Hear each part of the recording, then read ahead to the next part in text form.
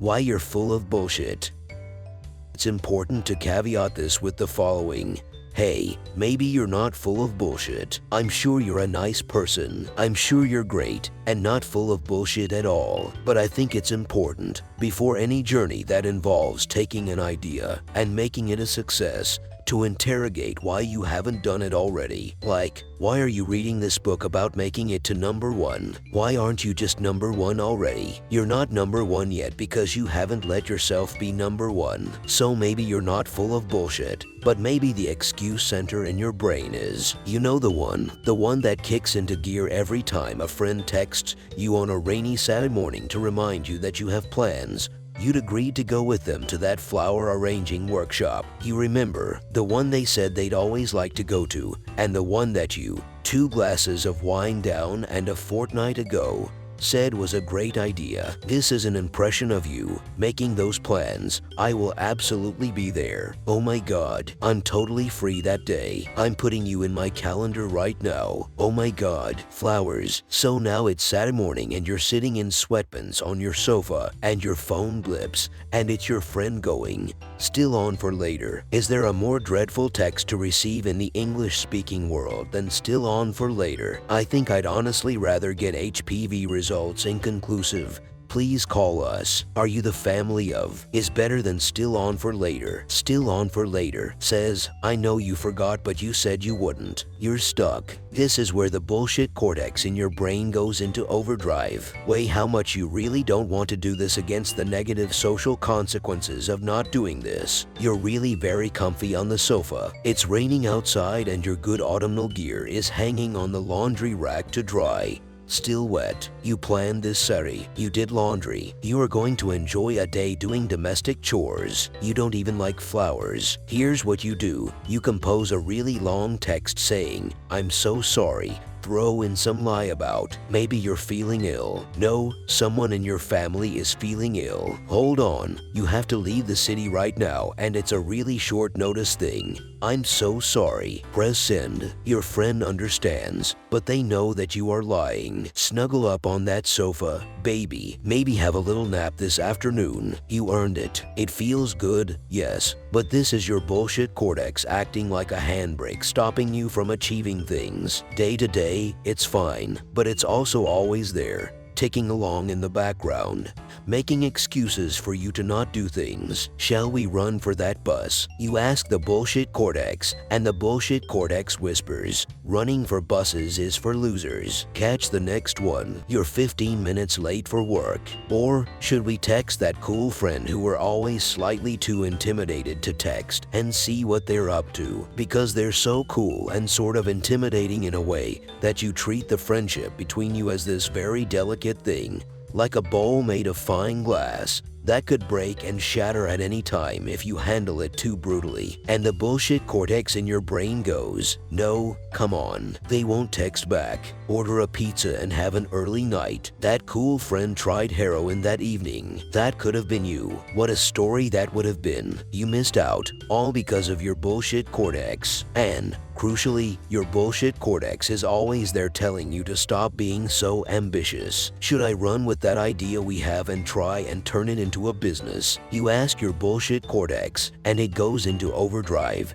Businesses are expensive. You'd need a loan. You'd need a website. And you don't know how to make websites. You don't know anything about business. You've never completed an idea before. You don't. If I had listened to my bullshit cortex, I would never have made a restaurant out of my shed. The bullshit cortex is the voice that is always telling you no. Sometimes it is looking out for you. Often it is protecting you. But sometimes it is smothering you. You need to learn to cast off the yoke of your own bullshit.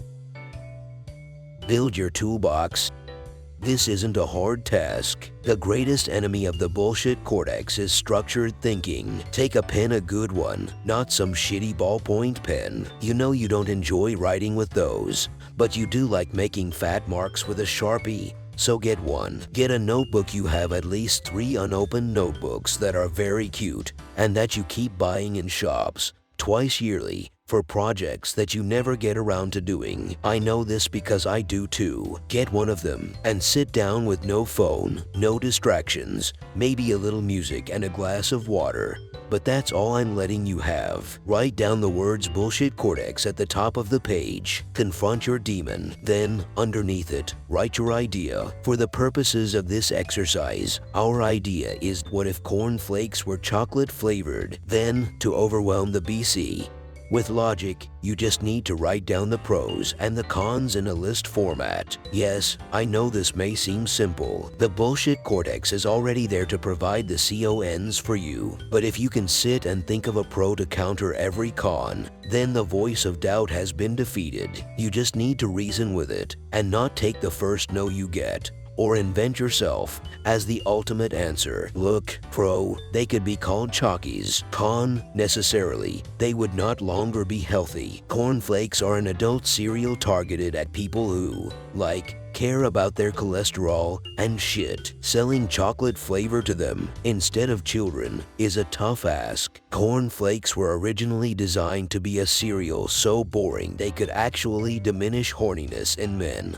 and young adolescents, causing them to masturbate less, and I truly think chocolate-flavored cornflakes would have the exact inverse effect, and it would be chaos. They would taste, I'm pretty sure, absolutely hauntingly terrible once they got even remotely soggy. Okay, listen, yes, in this case, the bullshit cortex was right, although I maintain that Chalkies is a great name for a cereal and would make for some astonishing advertising jingles. But sometimes it's still good to write it down, see it in black and white, interrogate it from every angle, and come out with a firm yes or no. Is your idea a winner? Sometimes it's not going to be. Sometimes it absolutely is. But you're only going to know that once you stop listening to the big flashing no in your head. Kick the bullshit cortex in the nuts. In this analogy, the bullshit cortex is anthropomorphized. In the film, it could be played by someone ornery and squat, like Joe Pesci, and figure it out for yourself. So maybe you don't live in a shed with no direction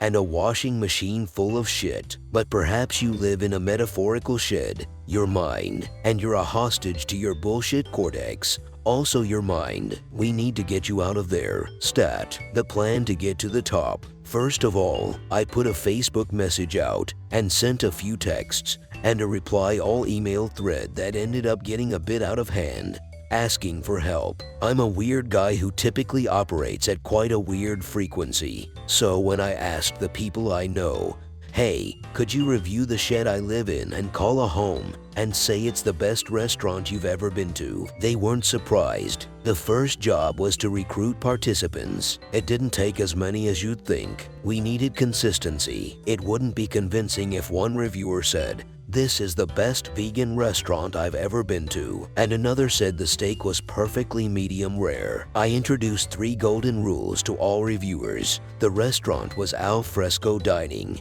I mean, it's a shed. The experience was very unique, and the menu was set not by meat or fish, starters or mains, but by mood. You could choose romantic, for example, or slightly angry. Horny was a best-selling dish. This gave the shed an evocative feeling, more like a dining experience than a 2 mains and a bottle of wine for 2 pasta and pizza place. Third, I had to set up a TripAdvisor page for my shed. This took me buying a £10 trap phone from my local store. These phones are normally favored by people who need a quick, untraceable, unregistered phone number. So drug dealers. I cannot go to that newsagent anymore because he keeps looking at me like he wants to buy ketamine. I registered my restaurant on TripAdvisor under that number. We also set up a rudimentary website and, with my photographer friend Chris, took some food photos. One was a dishwasher detergent tablet covered in honey. Another was a blob of foam shaving cream scattered with pepper. In the right light, anything can look like food. I still refuse to fry even a single egg. Thor, wait for the reviews to roll in. Thankfully, not everyone got on board with this plan right away,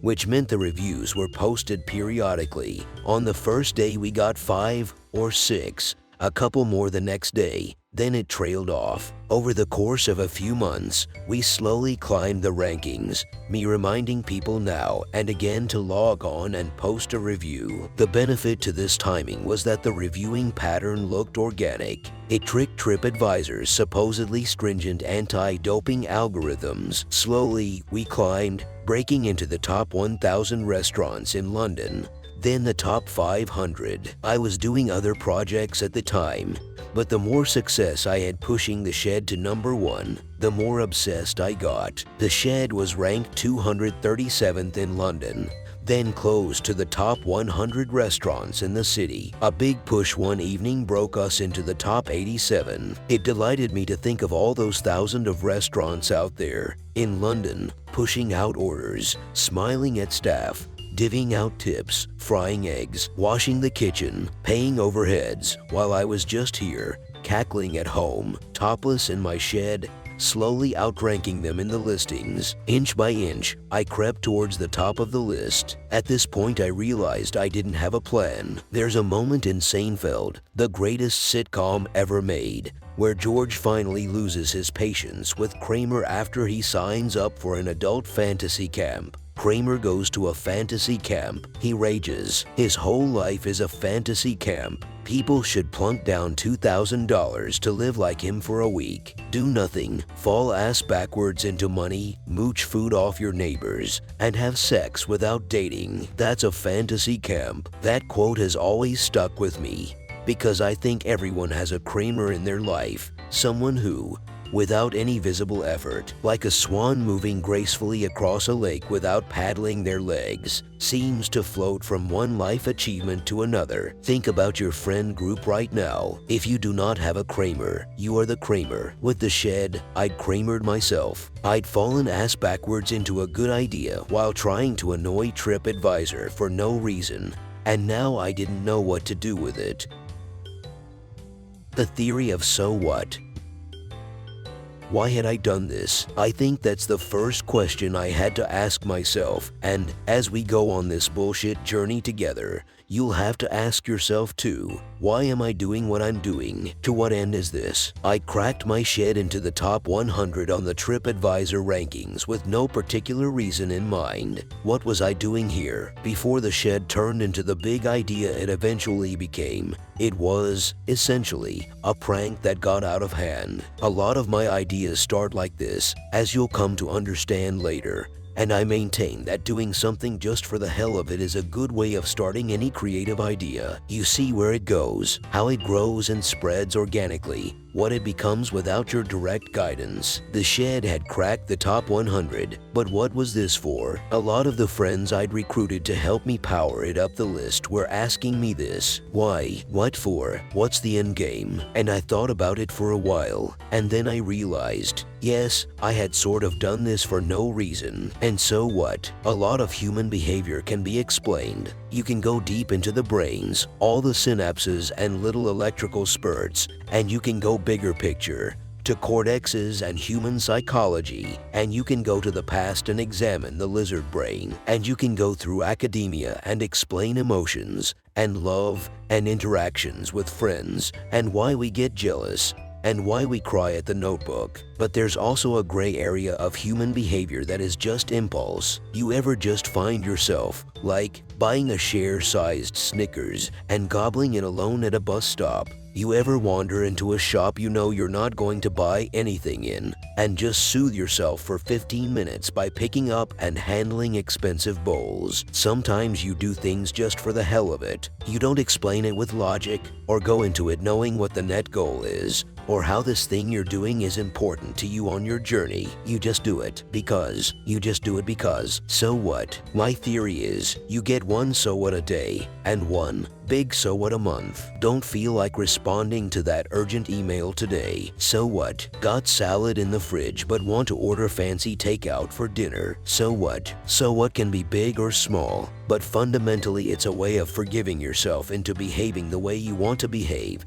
without the cold guilty cowl of logic hanging over everything you do. Say you want to start a business taking ornate Victorian-style photographs of people's pets as a fun keepsake. I'm going to tell you now, this is a weak to very weak business proposal, And that's not just the bullshit cortex speaking. This is objectively a bad idea. It's your passion. It's what you want to do. A lot of people are going to question you on this. They'll ask, why? What is the market for these photos? Who in their right mind would pay for these? On what basis do you think there is mass demand for black and white photographs of haunted-looking dogs wearing top hats and waistcoats? And when people come to you with those questions, hit them with a big so what. It's not spectacular and it's not clever, but it is your idea and you want to do it. So what to everybody else? Yeah, I turned my shed house into a top 100 rated London restaurant. So what? Reality bites. The first time the phone rang, I panicked. The drug dealer phone I'd had clonking around in my rucksack for weeks finally rang. The battery on these things, by the way, is astounding. They really are a practical device for taking multiple drug requests every night, or perfect for smuggling into prison up your ass. Until now, I'd never considered that it would ever ring. I'd only bought it because the TripAdvisor page required a phone number to register, but now it was ringing BZZ, BZZ, moving across my coffee table like an angry insect. And I picked it up and looked at it. Unknown number. Was I doing this?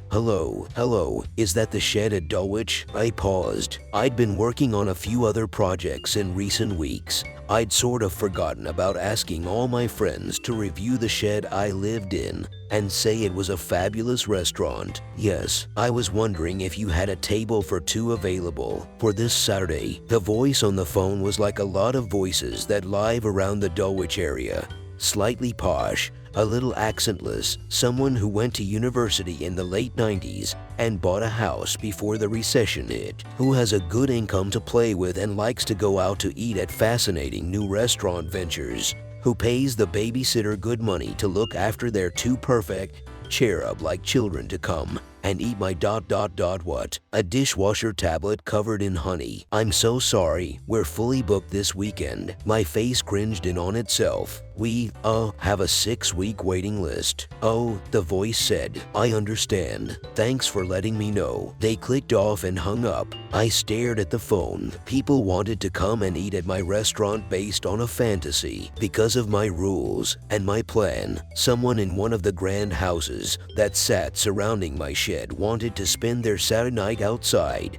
eating a meal called Horny, which included whatever I wanted to serve to them. Suddenly, I was Kramer. I'd fallen ass backwards into something, and it felt electrifying. TOOLKIT. Sometimes ideas creep up on you. At this point, topless, alone in my shedroom bed plus shed equals shedroom, staring at my trap phone, I looked, to all the world, like a man without a clue. But an idea had just fallen into my lap, and I needed to do something with it. This was no longer about living in a shed, a mere slave to my bullshit cortex. This was something else. You know a good idea when it wriggles and dances inside of you, and this was mine. I'd tricked a potential paying customer into thinking my restaurant was real, and now it was time to make it something more. It takes a village to create some bullshit. It's hard to make things happen on your own. I couldn't have made my shed the 87th best restaurant in London with just me writing the reviews. I'd needed my friends, and I'd needed the plan, and I now needed them on board with the idea. Knowing I was so high up the TripAdvisor list that people would call me to ask about it gave me the impetus I needed to climb up to the top 10 or even the dizzying heights of number 1. I needed everyone to put in a double shift. I needed all hands on deck. Social media is obviously the worst thing to happen to the human brain since ... I'm pretty sure we've never created anything quite so dangerous for our psyche than that.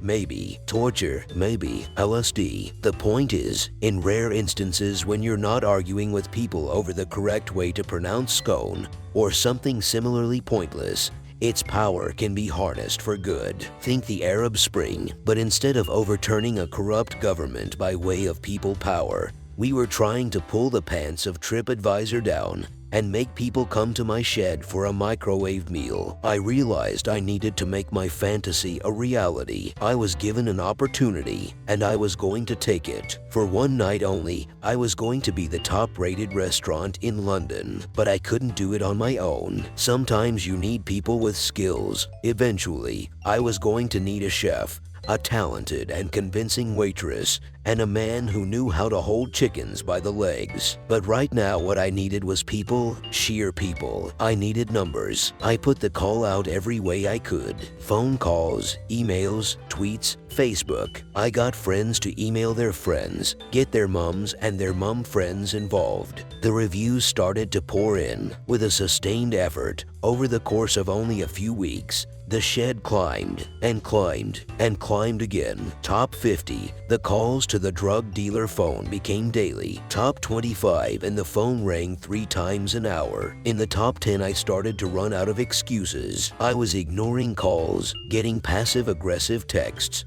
Are you ever open? A man even called from Italy and tried to book my shed to eat in on Christmas Day. And then, one night, when I'd traveled on a 3-hour train back to Redditch to go and house sit for my parents over the course of a sleepy autumn weekend, I logged on to TripAdvisor to check my ranking. I was the number 1 rated restaurant in London. I yelled and yelled and yelled and yelled. Example, listen, perhaps you're not trying to get your shed to become the number 1 rated restaurant in London. I understand you might not have that urge, but at the early stages of your idea, you need to have as many people on your side, friends, family, vague acquaintances, as possible. You cannot make it happen on your own, so you should never be afraid of asking for help from people. Get people to rally around a cause by doing something that requires of them very little effort. It didn't cost my friends any money to get involved in this scheme. It barely cost them any time. It took 5 minutes of them doing a favor to me,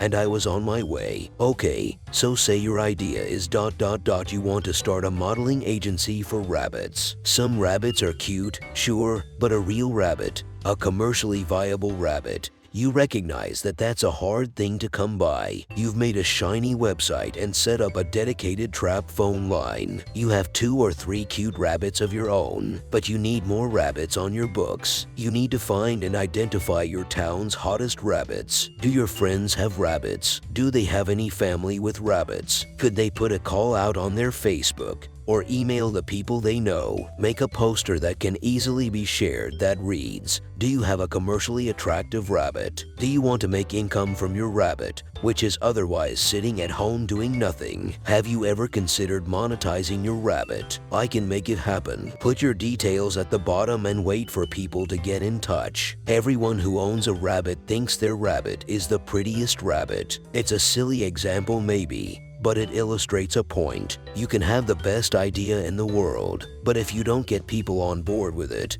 if you don't spread your idea, the existence of it, if you don't make people aware, and if you don't get people talking, you're going to get nowhere. This is possibly the bullshitest step of the entire operation. Speaking your idea into existence. Bullshit hard enough and fluently enough, and it becomes real. Tell enough people you're doing something enough times through enough mediums, and they'll eventually turn up to watch. Even if it's a quite strange rabbit fashion show that ends abruptly when someone's terrible dog arrives.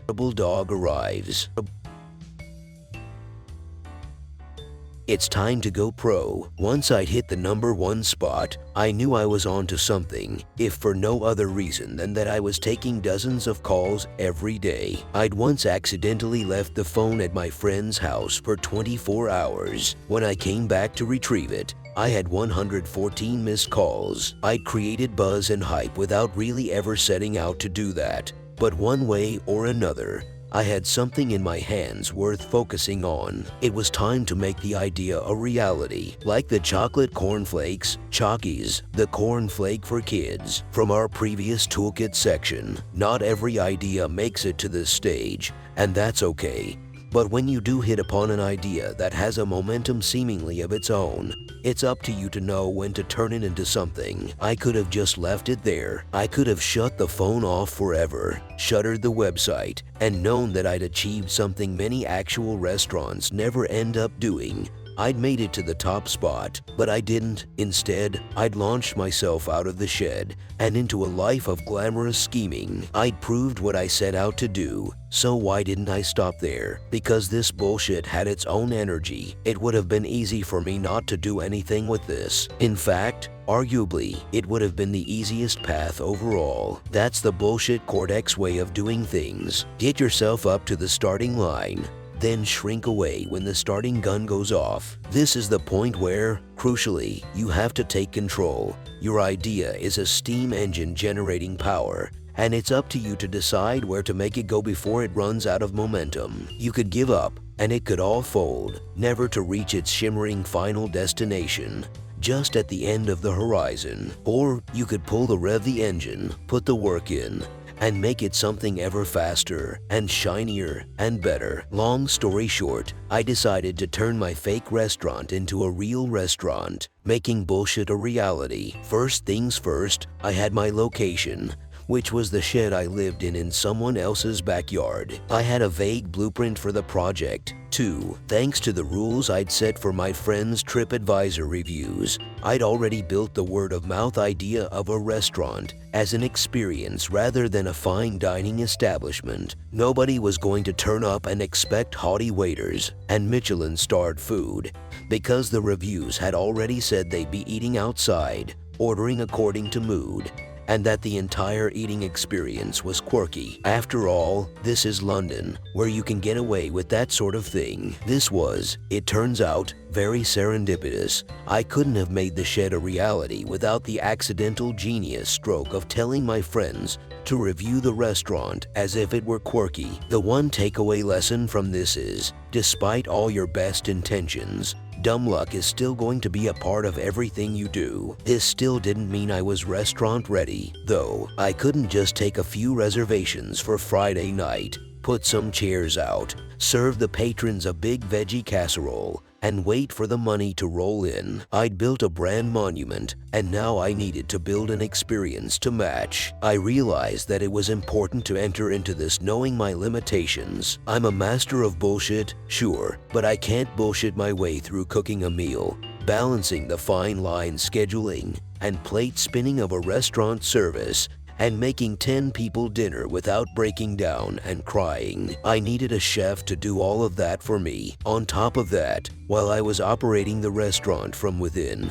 pulling the strings, I needed a face of the shop. Specifically, I needed a waitress who not only knew the goal of the shed, but also had the confidence to override with sheer charisma diners' inevitable doubts about the place and keep everything ticking without my needing to get involved. I also needed the logistical stuff like chairs, tables, outside heaters. I needed the boring things like food and ingredients that I could then cook into food. I needed, basically, an entire restaurant's worth of stuff crammed into my shed where I'd already run out of space to put all my jeans. I was up against a hurdle, but what I crucially needed to do was this: recruit people and recruit the right people. This, I think, is where the whole idea could have so easily gone down in flames, and it's the turning point where a lot of young businesses and exciting ideas can go to shit. Once you've built a foundation of bullshit, you need to construct something on top of it, and the first few people you rope in to support your idea as it gains momentum are crucial. Listen,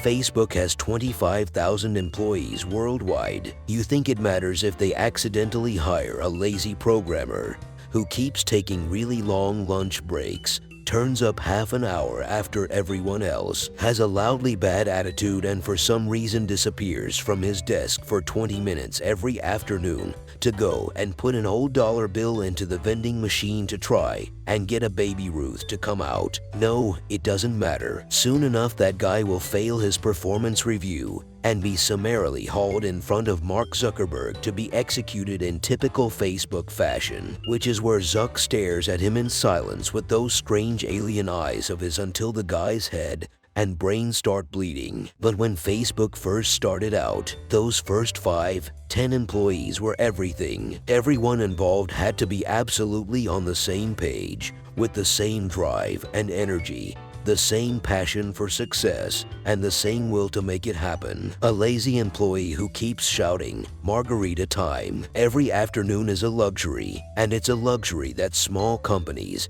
and tiny ideas can't afford to indulge. Once you get to the stage where you can indulge those kinds of luxuries, consider yourself to have made it. I'm not saying the shed was a Facebook-sized idea. I mean, for one, I haven't been hauled in front of Congress to explain it yet, nor have I made $1 billion from it. Your idea might not turn out to be Facebook-sized either, but small successful ideas have to adhere to the same formula as big successful ideas, which is as follows. The formula to success: right idea, right time, right people plus hard work plus bullshit plus fair amount of luck. But let's not dwell on that equals success.